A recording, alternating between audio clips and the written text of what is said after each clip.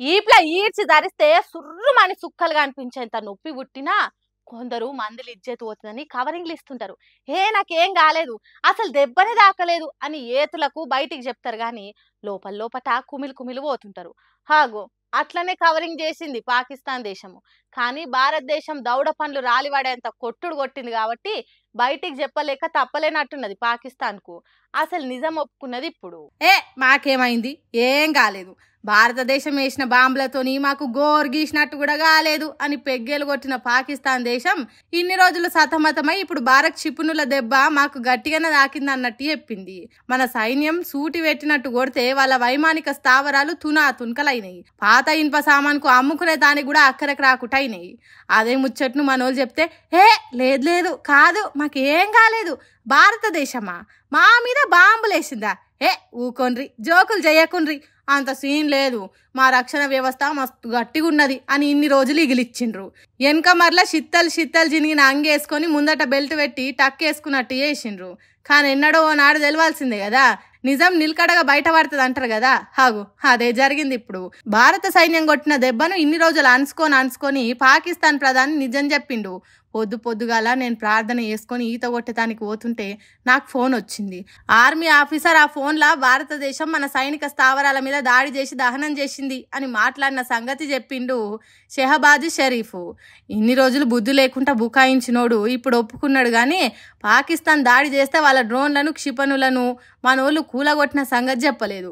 ఆ ముచ్చట కూడా ఎన్నడో నాడు బయట పెడతాడు. కానీ ప్రపంచం ముందట కవరింగ్ ఎందుకు చేయాలి, తర్వాత నవ్వుల పాలు ఎందుకు కావాలి, అబద్ధాలతోని ఎన్నేళ్ళు బతుకుతారో ఏం పాడు ఆ పాడుపడ్డ పాకిస్తాన్ పాలకులు అని అనుకుంటున్నారట అక్కడ జనాలు. ఏమి మారేను రో తెలంగాణ రైతులు, ఎందుకింత హీనమైన ఈరో. మన తెలంగాణ మనకైనాక రైతుల బతుకులు జర్రనైనా మారుతాయేమో అని ఆశపడ్డాం. కానీ దినాం ఇంకా అధ్వానం అవుతున్నాయి తప్పితే ఒక్క రైతు కూడా బాగుపడ్డట్టు ఏడగా అనిస్తలే. ఒడ్ల అమ్ముడు ఒక ఏ స్థితికి వచ్చిందో చూడు రైతుల సంగతి.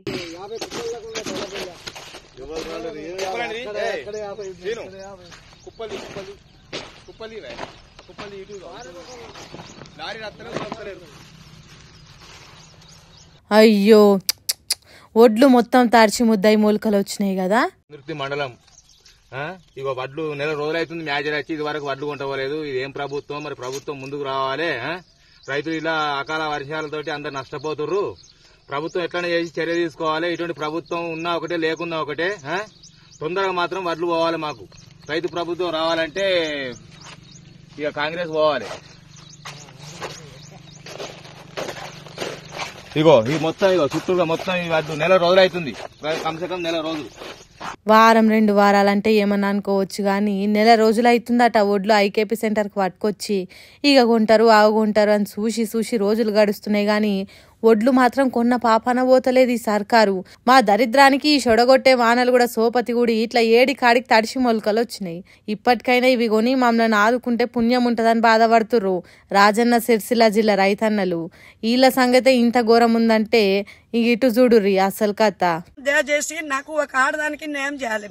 నేను 6 నెలలు కష్టపడి పండించిన, నీళ్ళు లేకుంటే మన చేతుల నుంచి పోసుకుపోయి బిందెల పోసినట్టు పోసి పండించిన నేను ఎండాకాలం మొత్తం. మహిళ నీళ్ళు లేకుంటే చెర్ల నీళ్ళు లేకుంటే దానికి ఐకేబీలో వచ్చి ఇప్పుడు నెల 15 రోజుల నుంచి నాకు అవస్థ పెడతారు వీళ్ళు ఐకేబోళ్ళు. నాదే నేను లంచం ఇవ్వలేదని నాది ఈడవన్నది. ఇగో నా ఒడ్లు 200 బస్తాలు తడిసింది. నేను ఒక ఆడదిని, నేను ఏం చేయాలో నాకు న్యాయం చేయరి. నా ఒడ్లు పరిస్థితి ఎట్లా, మరి నేను పురుగుల మందు తెచ్చి చావాలా బతకాలా? అబ్బా ఎంత చక్కదనంగా ఉందో కదా సర్కార్ పనితనం. ఇంటైనా లేకున్నా కూడా ఒక్కతే ఎట్లనో గట్ల కష్టపడి పంటేసి ఒడ్లు సెంటర్ కాడికి తెస్తే 45 రోజులు దాటిందట. కానీ కనీసం ఒడ్ల దిక్కు మర్రి కూడా చూడలేదట. ఈ వాన వల్ల ఎక్కడొడ్లు అక్కడ దడిసి ముద్దయినాయట. లంచాలు ఇస్తలేనందుకే గిట్లా చేస్తురని మొత్తుకుంది ఈ అమ్మ. మరి అందులో ఎంత నిజం ఉందో మనకు తెలియదు. కానీ చేతికొచ్చిన పంట మాత్రం నాశనమైంది కదా. మహబూబాబాద్ జిల్లా నరసింహపేటలో ఇట్లుంది రైతుల సంగతి. మరి ఇదంతా సర్కార్ నిర్లక్ష్యమా లేకుంటే అధికారులే సర్కార్ అంటే భయం లేకుండా ఇట్లా చేస్తుర్రో గాని పాపం అన్యాయంగా రైతులు ఉసురు పోసుకుంటురు. ఓ సార్లు మీకు ఈ అమాయక రైతులకు అన్యాయం చేయాలని ఎట్లా అనిపిస్తుంది సార్లు? ఒక్క తానంటే ఏమన్నా అనుకోవచ్చు కానీ ఏడ చూసిన రైతుల పరిస్థితి ఇట్లనే ఉంది. వాళ్ళు మంచిగా ఉంటేనే కదా మనం కూడా చల్లగా బతికేది. జర గదా ఆలోచన చెయ్యుండ్రి అని మొత్తుకుంటుర్రు ఊర్ల పొంటి జనాలంతా.